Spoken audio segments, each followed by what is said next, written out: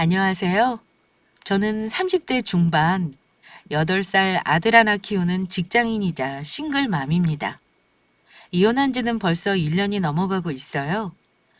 얼마 전만 해도 지금처럼 씩씩한 엄마로 살아가게 될 줄은 몰랐는데, 역시 인간은 환경에 적응하는 동물이 맞긴 한가 봅니다. 사회생활 경험도 적고 소심하던 저지만, 이혼하고 나서는 예전과는 성격도 많이 변한 것 같습니다. 아이까지 있는데 이혼을 결정하는 일이 결코 쉽지 않은 일이라는 거 아실 겁니다. 혼자 몸이라면 이혼이 뭐가 어렵겠어요? 하지만 아이가 있었던 저는 남편이 저지른 부부 사이의 치명적인 실수를 한 번은 용서해야 하나 고민을 하기도 했습니다. 남편의 치명적인 실수라 하면 딱 감이 오시죠? 전 남편은 저를 배신하고 다른 여자와 바람을 피웠습니다. 바람 피우는 여자의 정체를 알고 나서 저는 한동안 충격 때문에 우울증까지 왔었어요. 하지만 시간이 약이라더니 지금은 이혼하고 사는 삶도 어느 정도 익숙해졌어요. 올해 아들이 입학한 이후에는 확실히 육아 난이도도 쉬워지긴 했어요. 구독자분들은 혹시 이혼한 며느리를 챙기는 시부모님 혹시 주변에서 보셨나요? 사실 아들이 아무리 잘못했다고 해도 시부모님은 아들 편인 경우가 많잖아요. 하지만 전 시부모님은 이혼하고 나서도 아들이 잘못했다며 매번 미안해 하시는 분들입니다. 게다가 아직도 우리 아들을 엄청 살뜰하게 챙겨주세요. 그래서 아직도 시부모님 전화는 피하지 않고 받는 편입니다. 현서 애미야, 다음 주에 현서 초등학교 입학식이지? 내가 가면 부담스러워할 것 같아서 네 통장으로 50만 원 붙였다. 현서 옷도 좀 사주고 가방이랑 옷이랑 필요한 거 사줘. 어머니 뭘 그렇게나 많이 보내셨어요. 친정 부모님들이 다 챙겨주셨는걸요. 다음부터는 이렇게 큰 돈 안 보내주셔도 돼요. 친할머니랑 할아버지가 주는 선물이니 부담 갖지 말고 받도록 해. 내가 해줄 게 그것뿐인데 싫다고 하지 말어라. 더 해주고 싶은 거 네가 싫다고 할까봐 그만큼만 하는 거야. 현서는 어찌 잘 지내고 있는 거니?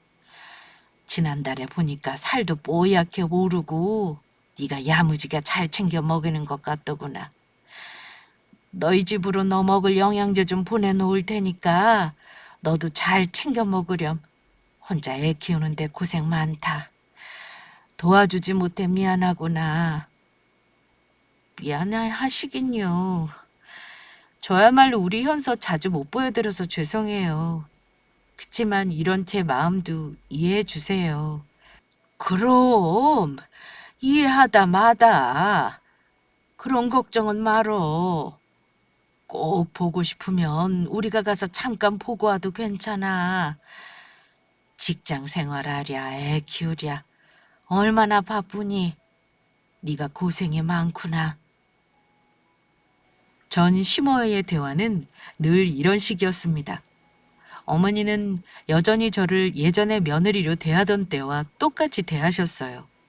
아니, 어찌 보면 결혼했을 때보다 더 저와 아이를 챙기시는 탓에 부담스럽기까지 했습니다. 남편과 결혼 생활은 딱 7년을 채우고 이혼했네요. 이혼 전 저의 결혼 생활은 남들과 다를 바 없이 평범했습니다. 탄탄한 회사에 다니는 남편과 부유한 시댁.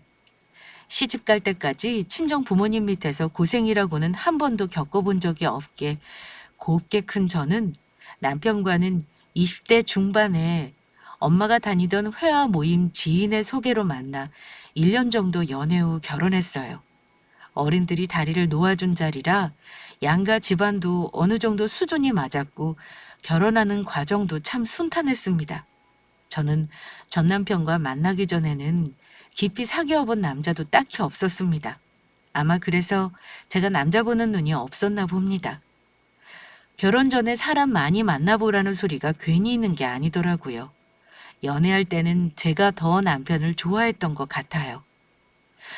아무튼 결혼 전에 왜 친구들에게 신랑감을 소개해주는 자리를 갖기 마련이잖아요. 결혼 날짜 잡고 나서 친구들이 신랑감 궁금하다며 하도 보여달라고 졸라서 자리를 만든 적이 있었습니다. 저는 친구가 많은 편이 아니라 고등학교 때부터 친하게 지낸 친구 딱 3명에게만 따로 자리를 마련했었는데요. 예비 남편이 잠시 자리를 비운 사이에 다들 저에게 신랑감 칭찬을 하며 부러워했습니다. 저는 철부지처럼 친구들의 부러움에 우쭐하기까지 했어요. 너 신랑감 정말 괜찮게 골랐는데? 연애 경험 없는 게 꼭 나쁜 것만은 아닌가 봐. 좋겠다. 신랑이 인물도 좋고 돈도 잘 벌어서 우리 중에 제일 먼저 시집 가는 거니까 꼭 잘 살아야 해? 그래, 나 정말 잘 살게. 너희들이 봐도 나 남편감 잘 고른 거 같지? 근데 원래 결혼을 이렇게 얼렁뚱땅하는 게 맞는 걸까? 그냥 뭐랄까. 나는 사랑을 안 해봐서 이런 게 정말 사랑인 건지는 모르겠어. 암튼 결혼까지 하는 거면 저 사람도 나를 좋아한다는 거겠지? 너는 연애랑 결혼은 별개인 거 몰라? 불꽃 튀는 사랑을 하는 남녀도 결혼 앞에서는 다 현실적인 거 따지더라. 10년을 사귀었어도 결혼이 어긋날 수도 있는 거야. 결혼까지 무탈하게 가는 것만 봐도 그건 두 사람이 인연이라는 거지. 그렇겠지. 암튼 축하해줘서 고맙다. 결혼 전 여자들이 흔히 하는 고민을 털어놓을 만큼 허물없는 친구들이었고 친구들 역시 행복하라며 축하해줬던 자리였습니다. 제 친구들은 다들 직업도 좋았습니다. 한 명은 피아노 학원 원장, 또 한 친구는 교사, 다른 친구는 스튜어디스였어요. 다들 외모도 출중했고 솔직히 말해 그중에서 제가 제일 인물이 없는 축이었습니다. 저는 꾸미는 스타일도 아니고 수수하고 단정한 스타일이었거든요. 남편이 친구들 만나고 나서 저같이 얌전한 친구들일 줄 알았는데 놀랐다는 말까지 했으니까요. 다들 술도 어찌나 잘 마시는지 그날 예비 남편이 친구들이 주는 술을 다 받아먹고 취했던 기억이 나네요. 친구들이 다들 성격이 너랑 다르네. 얌전한 친구들만 있는 줄 알았는데 의외다. 특히 그 스튜어디스라는 친구는 좀 놀아본 것 같던데? 무슨 여자가 나보다 더 술을 잘 마시냐? 놀랐어? 내 친구들이지만 참 대단들하지. 어찌 보면 다들 성격이 너무 달라서 친했던 것 같기도 해. 근데 자기는 좋겠다. 친구들이 다들 당신 칭찬하는 거 알아? 나 시집 잘 가는 거라고 부러워하는 거 있지. 그 사람은 멋쩍은 표정을 지으면서도 싫지 않은 눈치였습니다. 그 이후에도 종종 시간이 맞는 친구들과 같이 만나는 자리가 몇 번 있었는데요. 남편은 나중에 제 친구들에게도 말을 놓을 만큼 편해졌어요. 서로의 SNS를 팔로우하기도 했고요. 저 역시도 남편 친구들과 몇 번 자리를 만들어 만나면서 괜찮은 사람을 제 친구에게 소개해 주기도 했습니다. 남녀 사이 눈 맞는 일이 참 우스운 일인 게요. 그 짧은 시간에도 제 친구들과 남편 친구 중에는 서로 눈이 맞는 커플이 나오기도 했네요. 우리 덕에 나중에 결혼하게 되면 옷 한 벌씩 해달라는 말을 농담 삼아 하기도 했습니다. 비록 연애 기간이 짧고 서로에 대해 알아가는 시간이 많지는 않았지만 결혼해서 연애하는 마음으로 살면 어떠랴 생각했어요. 게다가 곱게만 살아왔던 저를 시댁에서는 시집 오기 전부터 굉장히 예뻐해 주셨습니다. 집안끼리 미리 알고 지내기도 했으니 며느리감으로 더욱 마음에 들어 하셨던 것 같아요. 시아버지는 대기업 임원으로 재직하시다가 퇴임하셨고 어머니도 좋은 분이었습니다. 저 첫아이 낳았을 때 친정 가족들보다 훨씬 좋아하신 분들이 우리 시부모님이셨습니다. 시어머니는 저 진통할 때부터 와서 옆에서 도와주셨던 분입니다. 진통이 오기 시작할 때 남편은 빨리 올 수가 없는 상황이었거든요. 지방으로 출장을 가 있어서 당장 못 올라온다길래 저 진통하는 내내 어머니가 대신 옆에 있어 주셨습니다. 아이고, 하필 이럴 때 신랑이 없어서 어쩌니. 걱정 마라. 초산이라서 아마 꽤나 오래 진통할 거야. 그래, 이놈은 대체 어디까지 출장을 갔길래 당장 못 올라온다는 거니? 제가 애정일보다 빨리 진통이 올 줄은 몰랐을 거예요. 저도 놀랐거든요. 최대한 빨리 일정 마치고 올라오겠대요. 근데 제가 못 기다릴 것 같아요. 어머님, 배가 너무 아파요. 그래, 그래. 내가 있으니 아무 걱정하지 말어. 친정 부모님들도 오시는 중이라니까 금방 도착하실 거야. 아파서 어쩌니. 초산이라 아직 한참 더 아파야 하는데 조금 힘내봐. 눈앞이 노래져야 애가 나오는 거다. 진통으로 배가 뒤틀릴 때마다 어머니는 제 허리를 계속 마사지 해주셨고 호흡도 같이 해주셨습니다. 거의 남편 역할을 해주신 거나 다름없어요. 병원에서 8시간 동안 진통을 하는 동안 친정 부모님과 시아버지까지 병원에 총 출동하셨지만 그 순간까지도 남편은 없었습니다. 보호자 한 명만 분만실에 들어올 수 있다고 하는 바람에 시어머니가 우리 아들 탯줄까지 잘라주셨네요. 진통하는 동안 같이 견뎌주시고 탯줄까지 자른 첫 손주라 그런가 시어머니는 유독 손주 사랑이 유별나셨습니다.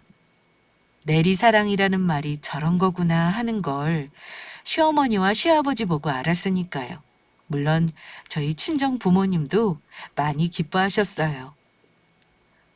손이 귀한 집안의 떡두꺼비 같은 아들을 보게 해줬다면서 시아버지도 너무 좋아하셨던 기억이 납니다. 우리 며느리가 정말 큰일했다. 산후조리비랑 병원비는 내가 다 대줄 테니 몸 회복될 때까지 원 없이 쉬도록 해. 산후조리 끝나면 며느리 네가 손주 이름으로 통장 하나 만들어주겠다니?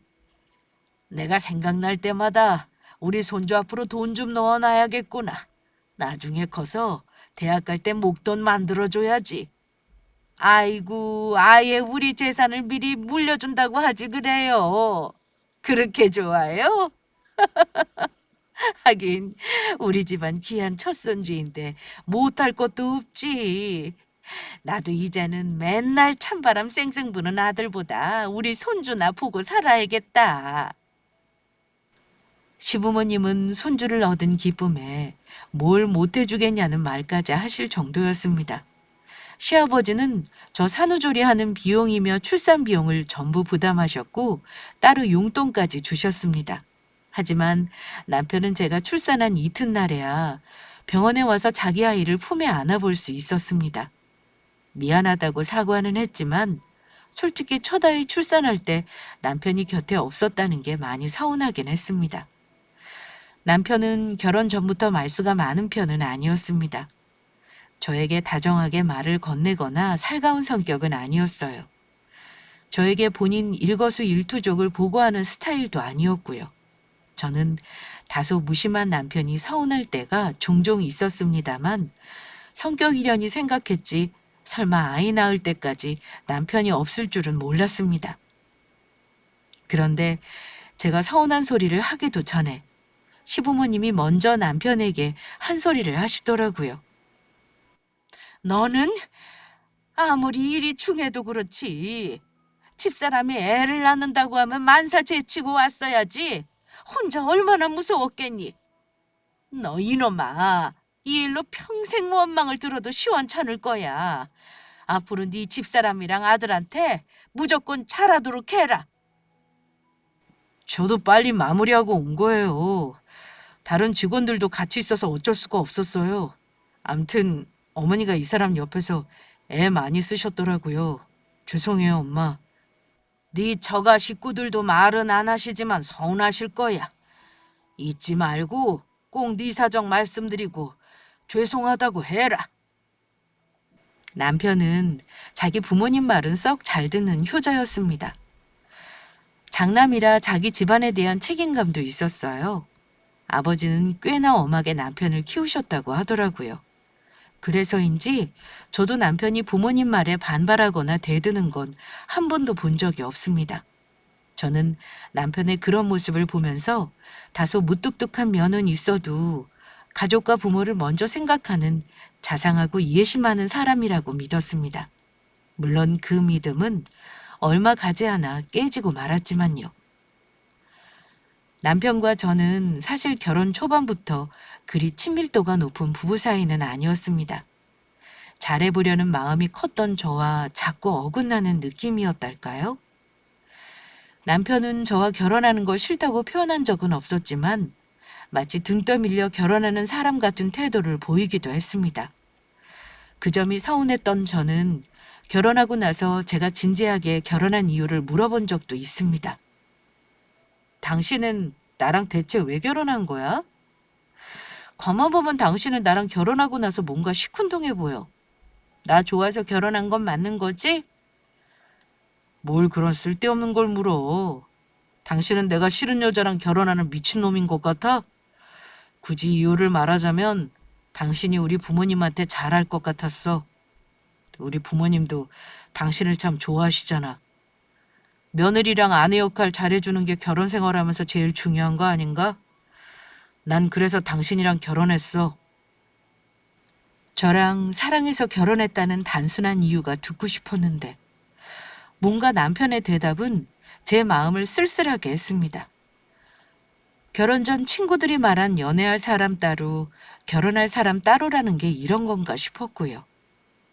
남편이 그런 이유로 저와 결혼했다는 게 조금 서운했습니다.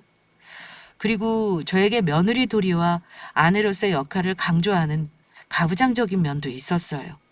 결혼 전에는 전혀 몰랐던 모습이었습니다. 어쨌든 아이를 낳고 나서 부부 사이가 더 돈독해지는 게 정상일 텐데 우리 부부는 어쩐지 그러지 못했어요. 남편은 속이 깊은 게 아니라 그냥 무심한 사람이었다는 걸 그제야 알았습니다. 남편은 늘 바빴고 집에서 육아를 전담하는 건 제 몫이었습니다. 시부모님이 근처에 살면서 저를 도와주시긴 해도 엄마 역할을 조부모가 대신하는 건 한계가 있었어요. 그때 제 나이가 고작 28이었습니다. 친구들 중에서 결혼을 빨리 한 편이라 저처럼 아이 낳고 키우는 걸 같이 공유할 가까운 사람이 없었던 것도 힘들었습니다. 지금 생각해보면 아마 그때 산후 우울증이 살짝 왔던 것 같기도 합니다. 친구들은 제가 아이 낳고 육아하는 동안 본인들 커리어를 쌓느라 여념이 없는지 예전처럼 연락도 자주 주고받지 못했어요. 그래도 가까이 사는 스튜어디스 친구와 가끔 차도 마시고 집에 놀러 오기도 했는데 그때가 유일하게 숨통이 트이는 시간이었습니다. 그 친구는 남편 친구를 소개받고 잠시 교제하는가 싶더니 또 싱글이 좋다고 하더라고요. 나는 너 보면 결혼하고 싶은 생각이 없어져. 여자는 결혼하면 여러 가지로 손해보는 것 같아. 그럴 바엔 최대한 늦게 가던가 아님 싱글로 연애만 하면서 살까 봐.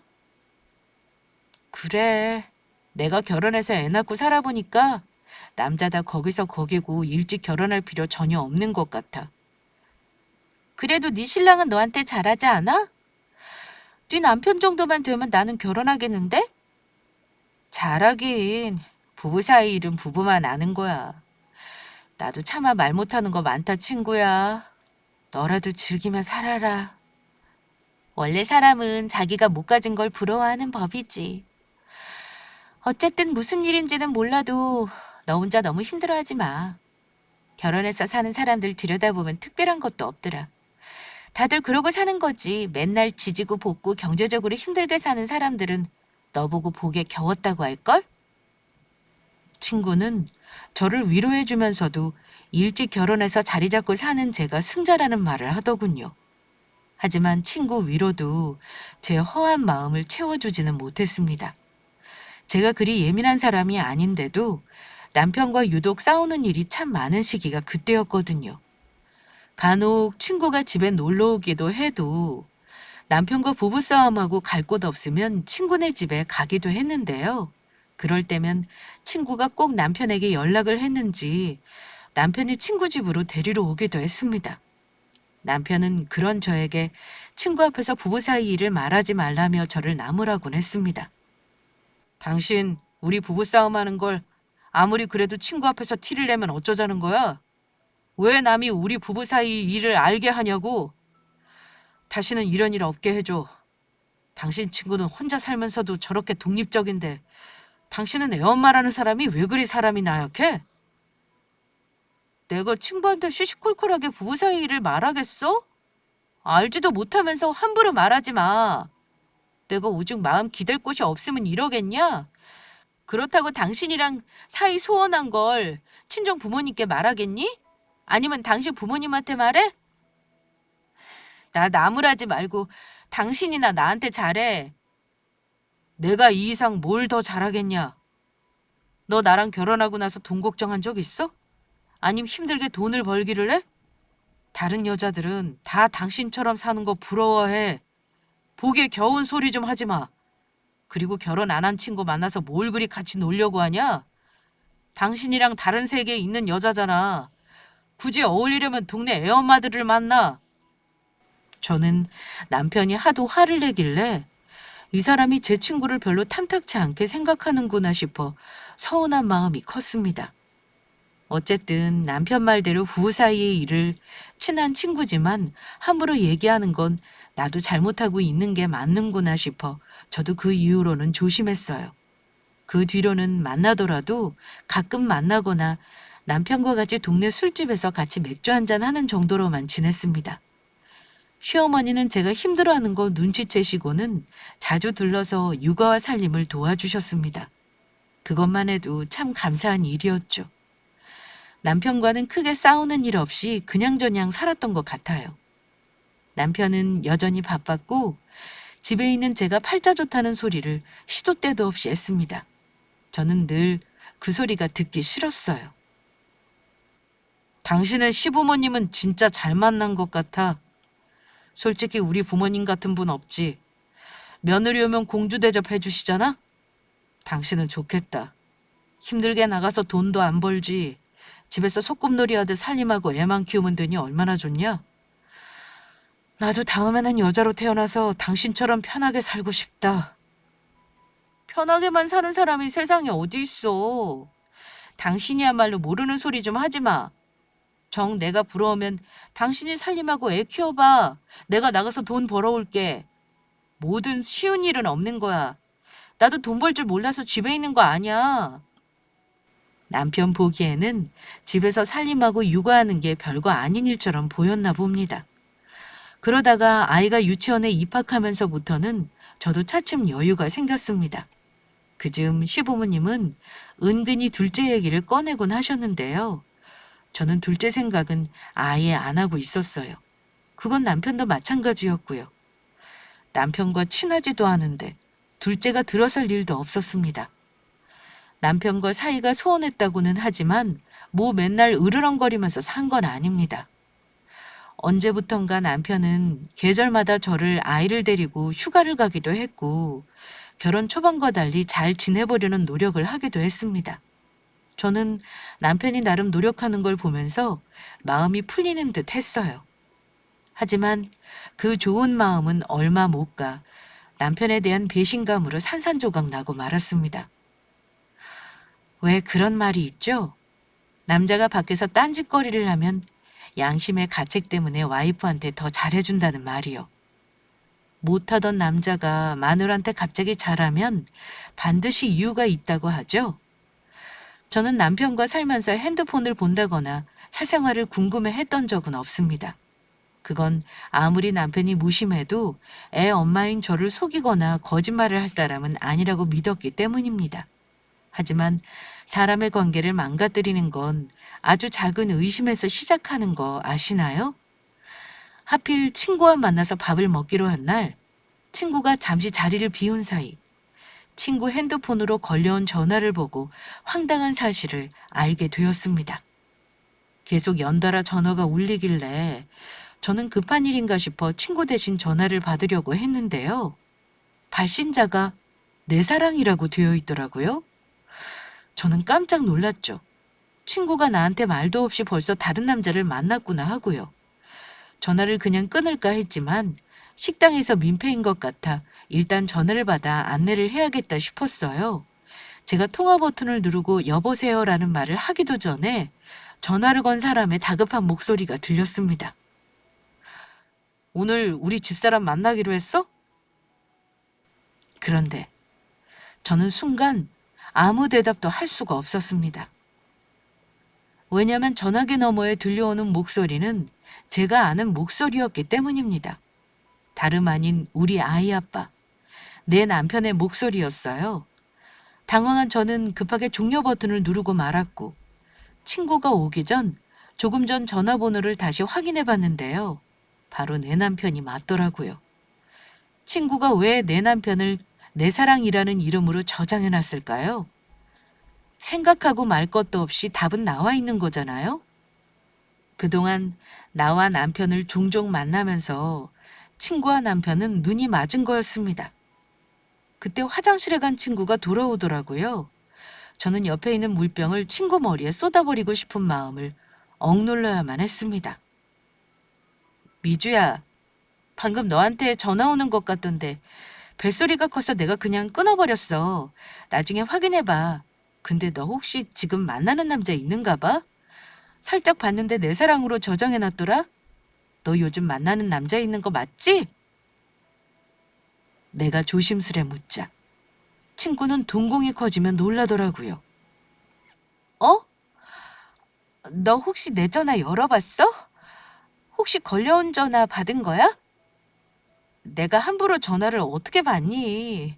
그냥 종료 버튼만 눌렀지. 근데 너 요즘 만나는 남자 있는 거 진짜 맞나 봐? 그렇지 뭐. 나야 오래 못 가는 거 알잖아. 아직은 가볍게 만나는 사이야. 그나저나 너 오랜만이다. 그동안 잘 지냈니? 나는 반백수로 지내고 있는 거 알아? 코로나 때문에 강제 휴직 중이다. 친구는 화제를 다른 곳으로 돌리는 것처럼 보였습니다. 저는 모른 척 넘어갔지만 그날 밤 잠 한숨 못 자고 인터넷을 뒤지며 남편의 바람을 알아내는 법을 검색했습니다. 다들 한결같이 남편 핸드폰을 뒤지는 걸 강력 추천하더라고요. 핸드폰에서 나온 증거가 가장 강력한 무기가 된다면서요. 저는 남편의 핸드폰을 한 번도 뒤진 적이 없었습니다. 굳이 그런 짓까지 하면서 남편을 의심하기는 싫었거든요. 그날부터 저는 남편에게는 모른 척하고 증거를 찾기 위한 노력을 시작했습니다. 남편은 참 치밀한 사람이라 옷에 영수증 한번 넣어오지 않더군요. 결국은 핸드폰을 봐야 하나 싶었는데 기회가 오더라고요. 한동안 남편이 핸드폰 잠금 푸는 걸 유심히 지켜본 끝에 기어이 비밀번호를 알아냈습니다.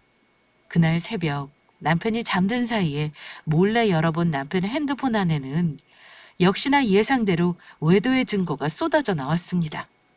그때까지도 저는 남편의 내연녀가 제 친구가 아니길 바랬습니다.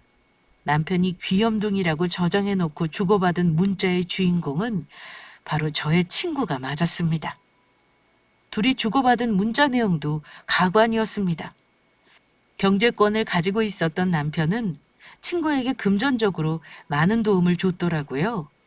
저와 이혼하겠다는 말은 없었지만 제 친구에게 돈을 주면서 관계를 지속해 왔더라고요.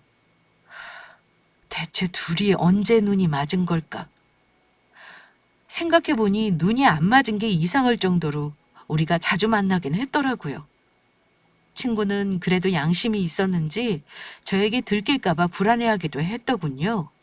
하지만 남편 놈은 자기의 경제력과 나중에 시부에게 물려받을 재산을 은근히 과시하며 친구가 떠나지 못하게 했습니다. 당신 와이프가 우리 관계 알기 전에 나도 그만하고 싶어. 오늘도 만나는데 양심에 찔려 죽겠더라. 그만하긴 뭘 그만해. 우리 집사람은 절대 눈치 못해. 너 하나 정도는 내가 금전적으로 지원해 줄 수 있고 나중에 집도 해줄 거니까 걱정하지 마. 하필 그때 항공사에서 강제로 휴직을 당했던 친구에게는 남편의 제안이 피할 수 없는 유혹이었겠죠. 그때부터는 무슨 정신으로 핸드폰을 뒤졌는지 모르겠어요. 눈물이 마구 솟구치는데 그래도 증거는 옮겨놔야 한다는 생각에 어찌어찌 문자 내역과 사진, 카드 사용 내역 등을 다 뒤져보긴 했던 것 같습니다. 아무것도 모른 채 코까지 골며 자고 있는 남편을 때리고 싶은 충동을 느끼며 저는 꼬박 밤을 새웠습니다. 다음날 저는 출근하는 남편에게 아는 척도 하지 않았습니다. 그날 시어머니가 반찬을 가져다 주시겠다며 전화를 주셨는데요. 남편이 미우니 시어머니가 잘해주셔도 어쩐지 원망스럽기만 했습니다. 현서 엄마, 너 요즘 밥 잘 챙겨 먹니? 왜 요즘 통 연락이 없어? 엄마가 너 좋아하는 반찬 몇 개 했어. 이따가 가져다 줄까? 아니요, 어머니. 오늘은 제가 볼 일이 좀 있어서요. 나중에 제가 전화 드릴게요. 그러니? 그럼 엄마가 현서 좀 봐줄까? 너 볼일 보는데 현서 데리고 갈 수 있겠어? 네, 괜찮아요. 나중에 맡길 일 있으면 그때 부탁드릴게요. 시어머니는 저의 어두운 목소리를 듣고 어쩐지 신경이 쓰이시는 듯 계속 무슨 일이 있는지를 물으셨습니다. 하지만 바로 말씀드릴 수가 없었습니다. 저도 앞으로 남편과 어찌 해야 할지 마음 정리할 시간이 필요했어요. 아이를 생각하면 가슴이 찢어졌지만 그렇다고 내 친구년이랑 바람난 남편을 감내하고 살 자신은 없었습니다. 나는 결혼해서 지금껏 아이만 키우느라 할 줄 아는 게 없는데 이혼하면 아이를 어찌 책임져야 하나 머리가 복잡했어요. 하지만 제가 내린 결론은 아무리 가정을 지키려고 해도 다른 사람을 마음에 들인 사람과는 살 수 없겠다는 거였습니다. 이혼 소송과 상간녀 소송을 해서 유책 배우자인 남편과 저의 15년 지기 친구에게 소송을 해서 죗값을 치르게 하겠다고 마음먹었습니다. 저는 아이까지 데리고 변호사 상담을 받으러 다녔습니다. 그중에서 위자료 제일 많이 청구하겠다는 변호사에게 이혼 소송과 상간녀 소송을 의뢰했어요. 증거가 워낙 명확해서 소송은 무조건 저에게 유리하다고 하더군요. 저는 2번 고민하지 않고 착수금을 건네고 소송 준비를 해달라고까지 했습니다. 막상 마음을 먹으니 하루라도 빨리 남편과 정리를 하고 싶었습니다. 하지만 아이를 데리고 이혼하려면 제가 미리 준비할 것들이 많았어요. 아무것도 모르는 남편은 제가 찬바람이 쌩쌩 부는데 덩달아 차갑게 굴었습니다. 보통 남자 같으면 캥기는 게 있어서 더 잘해줄 만도 한데 그런 게 없었어요. 하필 그때가 시어머니 생신을 며칠 남겨놓지 않은 때였는데요. 남편이 얄미운 말을 했습니다. 내일 모레 어머니 생신인 거 알고 있지? 이번 생신은 당신이 한번 거하게 차려드렸으면 하는데 그동안 어머니가 우리 현서도 계속 봐주셨고 당신도 집안 행사 때 거의 맨몸으로 갔잖아. 며느리 도리 한 번은 해야 당신도 마음 편한 거 아니겠어? 저에게 냉랭한 얼굴로 말하는 남편 얼굴을 보는데 친구년과 다정하게 주고받은 문자가 순간적으로 떠오르며 너무 화가 났습니다. 그런데 저더러 어머니 생신상을 차리라니 그 자리에서 확 다 뒤집어 엎을까 생각했지만 아직 때가 아니라는 생각에 초인적인 힘으로 참았습니다.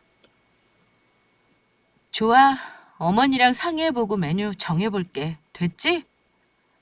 우리 어머니는 돼지고기 못 드시니까 다른 건 당신이 알아서 준비해. 미리 상의하면 어머니는 당신 힘들까봐 외식하자고 하실걸?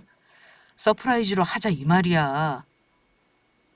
남편은 자기 할 말만 하고 출근해버렸습니다. 저는 남편 놈 말대로 생일상을 거하게 차려드리기로 마음먹었습니다. 남편의 외도를 알고 나서 한 달이 넘는 시간 동안 저는 고통 속에 지내며 이혼 준비를 했는데 이제는 마무리를 할 때가 온 것 같았어요. 저는 법원에 접수하기로 한 이혼 소장을 마지막으로 검토하고 나서 남편의 외도 증거들, 사진과 문자 내역을 출력해 놓았습니다. 남편의 외도를 폭로하기로 마음먹은 날, 바로 어머니의 생신날이었습니다. 며칠 후 시어머니 생신날 퇴근하는 남편이 시부모님을 모시고 오기로 했고 저는 저녁을 준비해 놓기로 했어요. 당신 음식 신경 써서 준비한 거 맞지? 어째 냉장고에 장 본 게 안 보이는 것 같다. 이따 시간 맞춰 모시고 올 테니까 준비 잘해놔. 내가 알아서 할 테니 당신은 어머님 아버님 시간 맞춰 잘 모시고 와. 준비 잘해놓으라는 당부까지 하는 남편을 보는데 얼마나 밉던지요. 그날 저녁 저는 신혼 때 장만해온 접시에 제가 준비한 걸 열심히 차려놓고 시댁 식구들을 기다리고 있었습니다. 남편 말대로 정확히 시간 맞춰 도착했더군요. 문을 열고 들어오시는데 저는 차마 나가서 인사를 못하겠더라고요. 현서애미야, 너는 애 키우는 것도 힘들면서 왜 엄마 생일상을 차린다고 고생을 하고 그래? 나가서 외식하자 그랬더니만 이 녀석이 너를 또 고생시켰나 보구나. 엄마도 참 며느리가 시부모 생신상 한번 차려드리는 거 가지고 뭘 그렇게 황송해 하세요. 자자, 걱정 그만하시고 어서 들어가셔서 드시자고요. 이놈아, 그건 네 생각이고 애 키우는 것도 힘든 며느리한테 우리가 생신상을 챙겨받으면 마음이 편하겠냐? 너 다음번 내 생일에는 절대 이러지 말어. 남편을 타박하시면서도 다정하게 제 이름을 부르시며 들어오신 시부모님은 제가 거실에 차려놓은 상을 본 순간 갑자기 하던 말을 중단하셨습니다. 음식으로 가득 차 있어야 할 상에는 텅 빈 접시 위에 영문 모를 사진과 서류들만 올려져 있었기 때문이죠. 예, 대체 이게 뭐라니? 현서 엄마, 너 무슨 일이 있는 거지? 오셨어요, 어머니 아버지. 어머니 생신날 제가 이렇게 상처를 드려서 죄송하지만 어차피 아셔야 할 일이니 미룰 수가 없어서요. 어머니 아버지, 저 현서 아빠랑 이혼하겠습니다. 저 사람 다른 여자가 있어요. 제 말 못 믿으시겠다면 상의에 놔둔 사진이랑 증거 보시면 돼요. 이미 이혼 소송 준비 다 했고요. 그러자 남편을 비롯한 시부모님은 얼굴이 사색이 되셨습니다. 여보, 이게 무슨 짓이야? 뭐 바람? 내가 여자가 있다고? 누가 그래? 당신이 봤어? 생사람 잡지 마. 어머니, 설마 이 사람 말 믿고 있는 거 아니죠? 저 절대 그런 일 없어요. 하지만 어머니와 아버지는 제가 올려놓은 사진을 이미 집어들어 하나하나 확인하고 있었습니다. 이건 다 네놈 얼굴이잖아. 이 사진 속 여자가 대체 누구라니? 어디서 많이 본 얼굴인데 이 여자가 너랑 그렇고 그런 사이다 이거야? 어머니 말이 맞아요. 어머니도 아시죠? 우리 동네 사는 한국사 다니는 제 친구예요. 저 애 키우느라 우울증 걸려서 힘들어할 때 둘이 이미 눈이 맞았던데요. 사진만 봐도 아실 거예요. 두 사람이 얼굴만 아는 사이는 절대 아니라는 걸요. 남편은 어쩔 줄을 모르더군요. 당신 이게 무슨 짓이야? 말을 하려거든 나한테 할 것이지 우리 부모님에게까지 이럴 이유가 있어? 당신 이런 사람이야? 우리 부모님이 당신 아끼는 거 알면서 이래? 당신이야말로 이런 사람이었니? 고작 와이프 친구랑 놀아나고 돈이나 대주는 사람이었냐고. 그동안 아닌 척하면서 얼마나 스릴 있었을까? 내 앞에서 내 친구 싫어하는 척 연기하느라 얼마나 힘들었니? 이제 당신이 저지른 일에 대해서 대가는 치러야지. 나한테 줄 위자료나 두둑히 마련해라. 시아버지는 분을 못 참으시더니만 손에 잡히는 대로 남편에게 휘두르셨습니다. 소파 위에 쿠션을 집으셔서는 마구 때리셨어요. 너 이놈! 어디서 이런 못돼 먹은 짓거리를 배웠어? 우리 집안에는 너같이 여자 속썩이는 인간은 없다. 뭐 여자? 이놈이 아주 미쳤구나. 아들까지 있는 놈이 처자식 놔두고 딴 생각을 해? 아주 배가 처불렀어. 너 이놈 오늘부로 내 호적에서 파버릴라니까. 그런 줄 알아. 너 같은 놈은 내 아들 아니다. 현서 엄마가 아까워도 100배는 아깝지. 그래 이놈아. 내가 살다 살다 아들놈이 바람피워 마누라 눈에 피눈물 나게 하는 꼴을 보는구나. 대체 사돈댁을 어찌 보라고 이런 짓을 해? 게다가 현서 엄마 친구? 너 정말 미쳤니? 너는 이혼하면 내 집에서 들어올 생각 하지도 말어. 네 아버지 말대로 당장 오적에서 이름 파서 나가라. 나는 너 같은 놈하고 살아달라고 현서 엄마한테 부탁할 생각 없다. 100번 이혼당해도 싸지. 저보다 화를 더 내주시고 할 말을 대신 해주신 덕에 뭐라 할 말이 없고 죄송스러웠습니다. 솔직히 저는 그날 남편은 외도 폭로하면서 시부모님이 남편 편에서 두둔해도 어쩔 수 없다는 예상도 했었어요. 그런데 두 분은 남편을 호적에서 파버리겠다는 말씀까지 하시며 제 편을 들어주셨습니다. 너 이 자식, 아무래도 믿는 구석 있으니 딴짓거리를 하는 거지? 그럼 네 돈줄을 말려주마. 앞으로 나나 네 엄마가 죽어도 네 놈한테는 재산을 한 푼도 안 줄 거다. 알겠어? 아예 말 나온 김에 유언장까지 공중받아 놓아야겠네. 네 저한테 네 몫으로 주려고 했던 재산 미리 싹 다 증여해 줄 거니까 그런 줄 알아. 아버지, 지금 왜 이 사람 편을 드는 건데요? 이혼하면 그만이지 왜 아버지 재산까지 이 사람을 주겠다는 이상한 소리를 하시냐고요. 저는 이혼 못해요. 여자는 정리하면 되는 거잖아요. 정리하면 없던 일이 되는 거야? 미안하지만 나는 평생 못 잊을 일이라서 말이야. 남편도 있고 친구도 잃었는데 이걸 당신이 정리할 테니 나더러 받아들이라고? 개소리 그만해. 오늘 당장이라도 당신 짐 챙겨서 그년 집에 가던지 이 집에서 나가줘. 당신이 안 나가면 내가 애 데리고 나갈 거니까 그 꼴 보고 싶지 않으면 당신이 나가. 시부모님은 갑자기 안방으로 들어가시더니만 남편 옷가지를 들고 나오셔서는 남편 앞에 던지셨습니다. 네가 챙길 거 있으면 더 챙겨서 나와. 이 집은 이제 들어올 생각 말어라. 이 집 명의 현서 애미 앞으로 바꿔줄 거니까 너는 찍소리 말고 너 좋다는 년이랑 나가 살든지 마음대로 해. 네 앞으로 해줄 내 재산은 없으니 그리하라.